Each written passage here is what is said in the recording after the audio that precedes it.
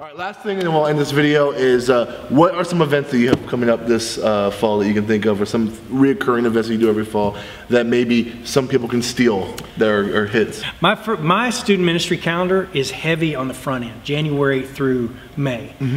We do retreats and winter retreats and different things like that, and then we get into summer and stuff like that. So the fall, I take it a lot easier than some guys do. We do a back to school thing.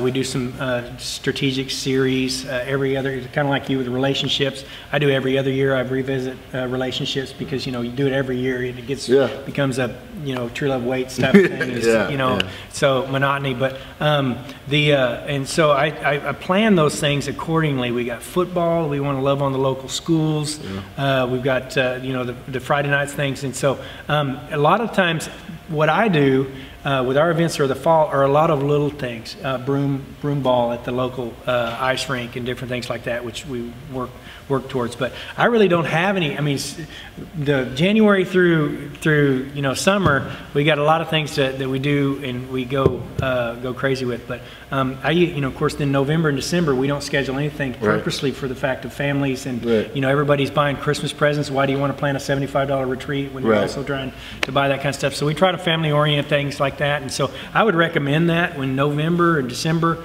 we just do our Sunday morning small groups and church on Sunday and then Wednesday night, but then we also plan our student ministry staff gala is a big deal in November, December.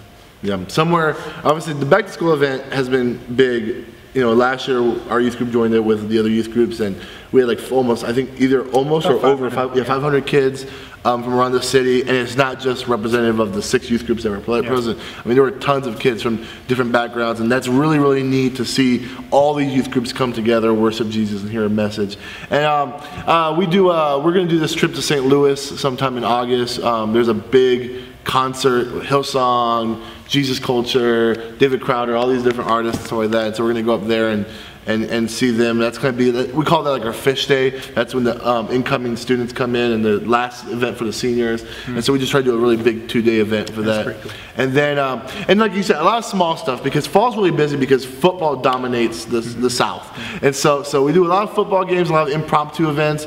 We'll sometimes, when it goes close to October, we might do apple picking and then do like a corn maze type of thing.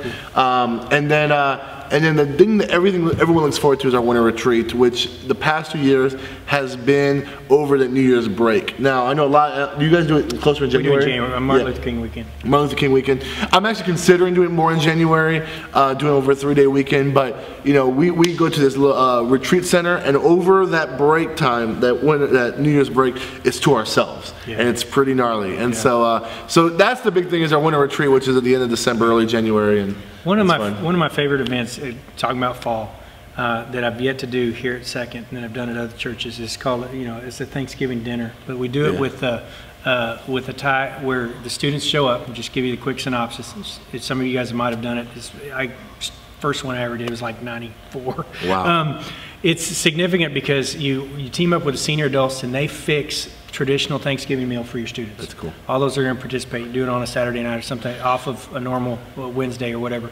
And as the students show up, they draw out of a hat a different ailment. They might be hard of hearing, so you give them some earplugs and they put in there, and they got to go through dinner with that type of ailment. Arthritis, they might pull out arthritis, and they have to go through and eat their full Thanksgiving meal with gloves, large gloves on, so they don't have the dexterity that they normally have. They might have lost an appendage, or they might be in a wheelchair, and there's different things. And what it does allows us, and of course the senior adults love it because they're beginning to see the students identify with some of the things that they transition with later in life. And it begins some of them are blind, and then we tell the students they can come up with whatever story, basically we say one of the things is, you lost a hand. Which hand are you? Are you right-handed or left-handed? Right-handed. So we would take your right hand and then ace bandage wrap it to your belly. So you had to go through the whole meal with your left hand. Wow. And then blind people would have to team up with somebody that would help them and things like that. What it teaches them is being, of course, thankful and grateful for health and all that kind of stuff, but to be more sensitive to some of the other things. That's one of my favorite ones. I don't know why I've not done it here. It takes a lot of planning when it comes to Thanksgiving meal, but if you try it out, I'd love to hear how it goes. The students love coming up. There's pictures. And I lost it in Vietnam. I mean, they different things like that. That's great.